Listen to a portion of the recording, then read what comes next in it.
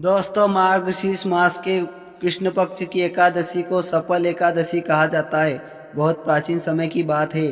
चंपावती नाम की एक सुंदर नगरी में महिष्मत नाम का एक राजा राज्य करता था। राजा के 4 पुत्र थे, आज्ञाकारी और संद्रोणी थे, लेकिन चौथा पुत्र लुमम अत्यंत दुराचारी और जुआरी में और स्त्रियों के प्रति आस्था था। उसकी बुरी आदतों से राजा और रानी दोनों दुखी रहते थे। कई बार समझने की कोशिश की गई, लेकिन लुमम पर किसी बात का असर नहीं हुआ। अंत में राजा ने दुखी होकर उसे राज्य से निकाल दिया। अपमानित और क्रोधित लुमम नगर छोड़कर घने जंगल में भटकने लगा। कुछ समय बाद उसके पास ना धन बचा था, ना भोजन। भूख और थकान से उसका शरीर कमजोर हो गया। चोरी करके पेट भरने लगा, लेकिन मन को कभी शांति नहीं मिली। एक दिन जंगल में भटकते भटकते वहाँ एक विशाल वट वृक्ष के नीचे गिर पड़ा। संयोग से वही दिन सफल एकादशी का था। पूरी रात भूखा प्यास से तड़पते हुआ उसने वही बिताए। सुबह उठकर उसे बहुत पछतावा हुआ। उसे अपने माता पिता, अपने किए हुए पाप और अपनी गलती याद आई।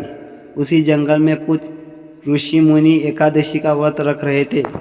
लुमग ने उनके चरणों में गिरकर क्षमा मांगी और अपने जीवन की सारी पीड़ा सुना दी।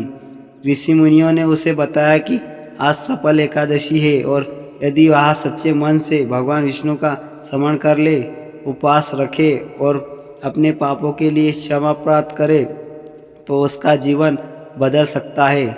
लुमम ने ये पूरे दिन बिना अन्न जल के भगवान विष्णु का नाम जपते हुए व्रत किया। रात को दीपक जलाकर विष्णु भगवान का ध्यान किया और फूट फूट कर रो पड़ा। उसी रात भगवान विष्णु ने उसके स्वयं प्रकट होकर और बोले कि हे लुमंग, सफल एकादशी के वश से तुम्हारे समस्त पाप नष्ट हो गए हैं। अब तुम अपने राज्य लौट जाओ, तुम्हारा भाग्य बदल चुका है। सुबह उठते ही लुमंग के भीतर एक नई शक्ति आ चुकी थी। वह सीधे अपने नगर पहुंच गया। राजा ने उसे बदला हुआ देखकर आश्चर्य किया। लुमम ने अपने अपराधों को स्वीकार किया और क्षमा मांगी। राजा ने उसे हृदय से लगा लिया। कुछ समय बाद राजा ने उसे राज्य को सौंप दिया।